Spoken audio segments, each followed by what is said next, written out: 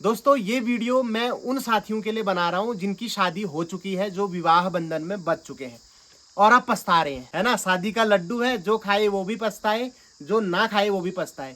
तो आपके मन में अगर ये विचार आ रहे हैं कि यार छी, खाली कर दी मैंने शादी, ऐसी पत्नी मिलने से अच्छा तो मैं कुंवारा ही मर जाता, ये मेरे पे बात बात पे शक करती रहती है, दोस्तों के साथ पार्टी में नहीं जाने देती, इसने मेरी आजादी छीन ली है, बात बात में मायके की धमकी देती है, वहां फोन घुमा देती है, ये भी कोई जिंदगी है? इससे अच्छा तो मैं अपनी जिंदगी को आग लगा देता हूँ, मैं मर जाता हूँ। अगर ऐसे विचार, ऐसे सुसाइडल थॉट्स आपके मन में, दिमाग में चल रहे हैं तो ये वीडियो आपके लिए है। ये वीडियो आप अंत तक देखेंगे ना तो आपको जिंदगी जीने की एक नई राह मिलेगी। आपको कुछ ऐसा इस वीडियो में मिलेगा जिससे आपको ये सब झेलने की हिम्मत भी मिलेगी और इस सब को सही करने की भी हिम्मत मिलेगी। दोस्तों सबसे पहले तो मैं एक बात ये क्लियर करना चाहता हूँ, अगर आपको ये लगता है कि यार मेरे दोस्तों को या मेरे बुआ के लड़के को, मेरे मामा के लड़के को पत्नी के रूप में स्वर्ग की अप्सरा, स्वर्ग की परी मिली है और मैं इस पिशाचिनी के हत्थे चढ़ गया हूँ, अगर आपको ऐसा लगता है तो ये आपकी गलत फहमी है। ऐसा कुछ भी नहीं है दोस्तों, क्योंकि जैसा आप अपने दोस्तों की पत्नी के बारे में सोच रहे हैं वैसा ही आपके दोस्त आपकी पत्नी के बारे में सोच रहे हैं। कहने का मतलब ये है कि मर्द जात, चाहे आप हो, मैं हूं या कोई और भी हो, उसे अपनी पत्नी पिशाचनी लगती है और पड़ोसी की, दूसरे दोस्त की पत्नी परी लगती है। और अगर आपको ये लगता है कि यार ये सारे जो लफड़े हैं, झगड़े हैं, पति पत्नी के बीच की टेंशन है, ये सिर्फ हम जैसे छोटे लोगों या मिडिल क्लास फैमिली में होता है, ऐसा नहीं है दोस्तों। जितनी हाई प्रोफाइल फैमिली होती है वहां पे ये लफड़े और बड़े बड़े होते हैं। एक सर्वे की रिपोर्ट है, जो मिडिल क्लास या हम जैसे छोटे लोगों की जो शादियां हैं उनका सक्सेस रेशियो है 8/10। मतलब अगर 10 शादियां आम आदमी की हो रही हैं तो उसमें से 8 शादियां सक्सेसफुल होती हैं, वो अच्छे से अपनी गृहस्थी निभाते हैं। और हाई प्रोफाइल लोगों का है 3/10। 10 शादियों में से मात्र 3 शादियां सक्सेसफुल हो पाती हैं। मैं आपको अमेरिका के राष्ट्रपति का एक किस्सा सुनाता हूं, जो उन्होंने अपनी पत्नी के बारे में अपनी आत्मकथा में लिखा है। वीडियो बनाने के लिए कोई हवाई बात नहीं करूंगा। दोस्तों अमेरिका का जो राष्ट्रपति होता है ना, उसकी जो हैसियत होती है, उसकी जो औकात होती है ना, वो दुनिया के सबसे प्रभावशाली और सबसे पावरफुल व्यक्ति के रूप में होती है। लेकिन वो राष्ट्रपति भी अपनी बीवी के सामने लकड़बग्गा बन जाता है, भीगी बिल्ली बन जाता है। ये मैं नहीं कह रहा हूं, ये अमेरिका के भूतपूर्व राष्ट्रपति अब्राहम लिंकन की ये आत्मकथा कह रही है। इस आत्मकथा को मैं आजकल पढ़ रहा हूँ। ये अमेरिका के 2 बार राष्ट्रपति चुने गए, जो दूसरी बार का कार्यकाल था उसमें इनकी हत्या हो गई थी। अब्राहम लिंकन अमेरिका के वो राष्ट्रपति थे दोस्तों जिन्होंने अमेरिका को दास प्रथा से, दासों से मुक्त कराया और जिंदगी भर मरते दम तक अपनी बीवी का दास बना रहा। इनकी जो वाइफ थी ना दोस्तों, मैरी टॉड उसका नाम था, वो इतनी झगड़ालू, बदतमीज, कर्कशा, मतलब बज्जात किस्म की औरत थी ना। जब मैं ये आत्मकथा पढ़ रहा था और उसके बारे में पढ़ रहा था तो उसको पढ़ते पढ़ते मेरे को अपनी बीबी परी लगने लगी। मैंने कहा यार मेरी बीबी तो इसके सामने कुछ है ही नहीं। मन मनी मैं कह रहा था यार तूने पिछली बार ससुर का हाथ तोड़ा था, इस बार तू अगर सास की मुंडी भी फोड़ देगी ना, मैं तब भी तुझे मायके मनाने के लिए आऊंगा। मुझे अपनी बीबी इतनी प्यारी लगी इसकी बीबी के सामने। तो अब्राहम लिंकन की इस आत्मकथा से मैं इनकी पत्नी के एक आध किस्से आपको सुनाऊंगा, जिससे आपको आइडिया आ जाएगा कि दुनिया का सबसे शक्तिशाली इंसान भी अपनी पत्नी के आगे किस हद तक लाचार था। लिंकन की जो माताजी थी ना, उन्होंने अपने बच्चे की पढ़ाई के लिए, उसकी किताबों के लिए, बहुत शौक था लिंकन को पढ़ाई करने का, है ना। बहुत संघर्ष किया उनकी माँ ने, लोगों के वहाँ लेबरी करी, उनके वहाँ बर्तन धोए। ये मैं आपको 18वीं शताब्दी की बात बता रहा हूँ। जंगलों में रहा करते थे, झुग्गी झोपड़ी में रहा करते थे। स्प्रिंगफील्ड नाम की एक जगह थी अमेरिका में, तो वहां पर ये वकालत करने लगे। ईमानदार थे, विद्वान थे, तो इनकी वकालत धीरे धीरे चल पड़ी, है ना। गरीबों के केस लड़ा करते थे, थोड़ा बहुत पैसा भी आने लगा, तो इन्होंने क्या किया, स्प्रिंगफील्ड में ही एक अच्छा सा मकान किराए में ले लिया। तो लिंकन ये चाहते थे कि यार मेरी माँ जिंदगी भर कष्ट में रही, उसने इतने कष्टों से मुझे पढ़ाया लिखाया, आज मैं थोड़ा बहुत कुछ कमा रहा हूँ, थोड़ा कुछ बन पाया हूँ, तो मैं अपनी माँ को इस अच्छे से मकान में रखता हूँ जहाँ पे वो अपनी बची हुई जिंदगी आराम से गुजार सके। लेकिन इनकी बज्जात औरत ने ये होने नहीं दिया दगड़ियों। उसको बूढ़े लोगों से नफरत थी। वो कहती थी कि तुम्हारी ईजा से बदबू आती है, वो घृणित किस्म की औरत है। तो जो उनकी माँ है दोस्तों, वो स्प्रिंगफील्ड से 70 मील की दूरी पर रहती थी, तो लिंकन चोरी छिपे काम का बहाना मार के कि आज केस लड़ने जाना है, ऐसे करके अपनी माँ से चोरी छुपे मिलने जाते थे, है ना। और अपनी बीबी के डर से ये घर लेने के 23 साल तक उनकी माँ जिंदा रही दगड़ियों।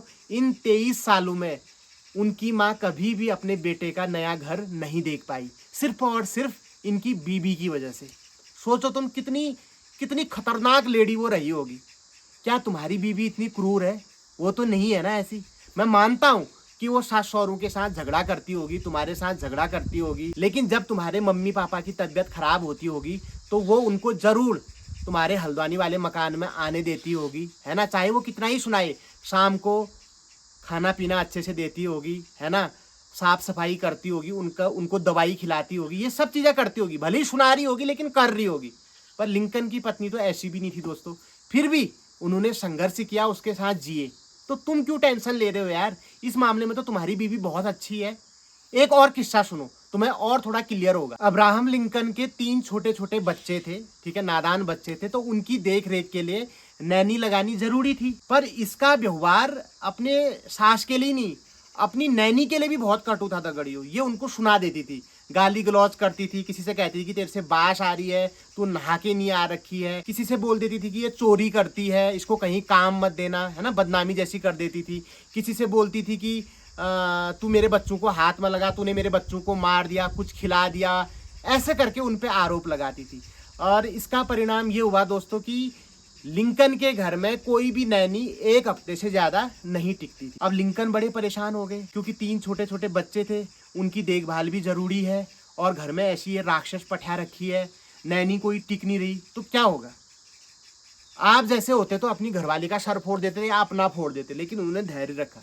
उन्होंने, पढ़े लिखे तो थे ही, वो विद्वान आदमी थे, उन्होंने दिमाग लगाया, दिमाग से खेला। उन्होंने क्या किया, उन्हीं की पिछली वाली जो सोसाइटी थी उसमें एक गरीब लड़की रहा करती, तो उस लड़की को लिंकन ने एक दिन अपने ऑफिस में बुलाया और उसको सब अपनी बीबी की करामातों के बारे में बताया। उनसे बोला कि भाई वो तेरे को गाली भी करेगी, ठीक है, तेरे को चोरी भी साकेगी, तेरे को बुरा भला बोलेगी, तेरे मम्मी पापा को बदनाम करेगी, अपमानित करेगी, लेकिन तू चुपचाप सह लेना, तू मेरे लिए सह लेना प्लीज। अगर तू ये सब कुछ सह गई और तूने अच्छे से मेरे बच्चों की देखभाल कर दी तो मैं हर हफ्ते सैलरी के साथ साथ तुझे $1 एक्स्ट्रा बोनस के रूप में दूंगा। लड़की ने ये ऑफर खुशी खुशी स्वीकार कर लिया। गरीबी क्या नहीं करवाती दोस्तों। तो लिंकन अपनी ये आत्मकथा में लिखते हैं कि वो लड़की मेरे घर में सबसे ज्यादा लंबे टाइम तक काम करने वाली, सबसे ज्यादा टिकने वाली महिलाओं में से एक थी।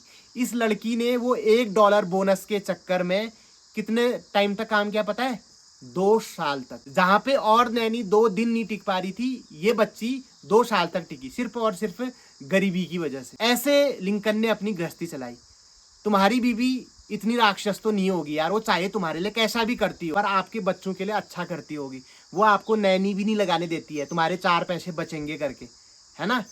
तुम्हारे बच्चों का गूमूत खुद पोछ रही है, उनको पाल पोस के बड़ा कर रही है, टिफिन तैयार कर रही है, सुबह स्कूल भेज रही है।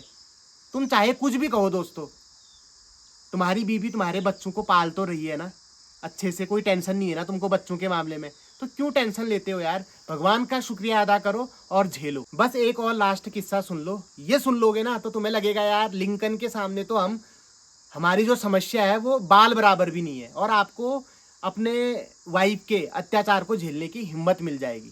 तो हुआ ये दोस्तों कि लिंकन जिस कॉलोनी में रहते थे, जिस सोसाइटी में रहते थे, वहाँ पे एक व्यापारी आया जो ये चूड़ चरियो, लिपस्टिक, मतलब महिलाओं के मेकअप का सामान लेके फेरी लगाया करता था। तो एक दिन इसने क्या कर दिया, वो बेचारा एक पूरा डिब्बा भर के नेल पेंट लाया था अलग अलग टाइप की। इसने सारी नेल पेंटों की सील तोड़ के अपनी हर एक अंगुली में नेल पेंट लगाना शुरू किया, और जितने वो इत्र लेके आया था उन इत्रों की सील तोड़ के डालना शुरू किया, मतलब देखने के लिए कि कैसी बाश आ रही है इसमें से करके। और लेते समय एक शीशी नेल पेंट की नहीं ली, ना ही वो इत्र की ली। अब वो जो व्यापारी था, जो फेरी वाला था, उसने बोला होगा कि तुम क्यों नहीं ली, कम से कम 1-2 तो लेती, तुमने मेरा पूरा ये सामान बर्बाद कर दिया, अब इसको दोबारा कौन लेगा। तो ये उस पर भड़क गई, मारने को आ गई फेरी वाले को।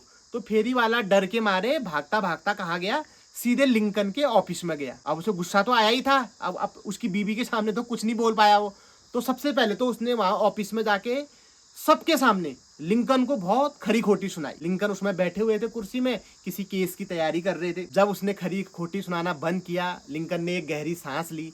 उसके बाद जो लिंकन ने उसको जवाब दिया, तुम वो सुन लोगे ना तो तुम्हारा दिल पसीज जाएगा कि यार वो बंदा क्या झेल रहा था, किस राक्षस को, किस पिशाचनी को वो झेल रहा था। मैं आपको सुनाता हूँ उन्हीं के शब्दों में। वह व्यापारी अपमानित होकर लिंकन के ऑफिस पहुंचा और उनसे अपनी पत्नी के दुर्व्यवहार के लिए क्षमा मांगने को कहा। लिंकन ने उसकी पूरी कहानी धैर्यपूर्वक सुनी और फिर बहुत ही विषाद पूर्वक, मतलब बहुत उदास, हारमान होकर कहा, मुझे यह सुनकर बहुत पछतावा हुआ है, मुझे अफसोस है कि तुम्हारे साथ ऐसा हुआ, लेकिन अपनी सारी भलमन साहत के साथ मेरी एक बात का जवाब दो यार, कि क्या तुम उस चीज को कुछ मिनटों के लिए भी नहीं बर्दाश्त कर सकते जिसे मैं पिछले 15 साल से अपने जीवन के एक हिस्से के रूप में झेलता आया हूँ। उससे कह रहे कि तू उसको 10-15 मिनट झेल नहीं पाया है, मैं उसको 15 सालों से झेल रहा हूँ, तो माफ कर दे यार, मेरे को गलती हो गई। ऐसे थे लिंकन, ये झेल रहे थे वो। कम से कम तुम्हारी बीबी ऐसे विशाल मेगा मार्ट में जाके नेल पेंट इत्र तो नहीं चुरा रही है ना, जो भी कह रही है तुमसे कह रही है। अब करवा चौथ के दिन या किसी महिला संगीत में जाते समय मेकअप कराने के लिए पैसे मांगती है तो दे दिया करो, दिक्कत की कोई बात नहीं है। तो इन सत्य घटनाओं के आधार पर मैं तुमसे यही कहना चाहता हूँ कि जब लिंकन जैसा विद्वान, प्रभावशाली आदमी, शक्तिशाली आदमी अपनी बीवी से परेशान था, तो हम लोगों की क्या औकात है यार। तो अब जैसी भी है तुम्हारी है, तुम्हें ही उसके साथ जिंदगी बितानी है ना, आगे की जिंदगी झेलनी है। अब डिपेंड करता है तुम पे, तुम प्यार से, धैर्य से लिंकन की तरह अपनी गृहस्थी को आगे ले जाते हो या फिर नफरत, बदले, गाली गलौज, इन सब को करके अपने रिश्ते को और बिगाड़ना चाहते हो। धैर्य और प्यार से काम लोगे तो क्या पता भविष्य में चीज़ें बदल जाएं, आपकी पत्नी और आपके बीच के रिश्ते सुलझ जाएं। और नफरत से अगर काम लोगे तो आग ही लगेगी, बाकी कुछ नहीं होगा। तो दोस्तों, जाते जाते मैं आपसे इतना ही कहना चाहूँगा कि ये दुनिया दुख से भरी हुई है। हर किसी को अपना दुख सबसे बड़ा लगता है और अपनी बीवी सबसे बुरी लगती है, पर वास्तव में ऐसा नहीं है, ठीक है। अगर आप मोबाइल की दुनिया, सोशल मीडिया की दुनिया से बाहर निकल के देखेंगे, अपने आस पड़ोस में, अपने समाज में, अपने देश में उनका दुख सुनेंगे तो आपको लगेगा कि यार मेरी बीवी तो भगवान है। तो कभी भी अगर आपको अपनी बीवी पे गुस्सा आए, झगड़ा करने का मन करे, मरने का मन करे, तो अब्राहम लिंकन की ये आत्मकथा पढ़ना, आपको अपनी बीवी देवी समान लगने लगेगी। तो अगर आपको इस वीडियो को सुन के कुछ इंसाइट्स मिले हो, अपने बीवी के प्रति भाव परिवर्तन हुआ हो, थोड़ी मन को शांति मिली हो, तो इस वीडियो को लाइक करना। आपका जो भी दोस्त अपनी घरवाली से परेशान है, हमेशा घरवाली का ही बखान आपके सामने करते रहता है, उस तक ये वीडियो शेयर करना, अपने स्टेटस में लगाना। और अपनी बीवी के बारे में आपके क्या भाव विचार हैं, कैसे आप अपनी गृहस्थी चलाते हैं, अपने बीच में जो भी ये स्ट्रगल होते हैं, जो भी खींचातानी होती है, इसे कैसे संभालते हैं, कमेंट करके ज़रूर बताना। बहुत बहुत धन्यवाद।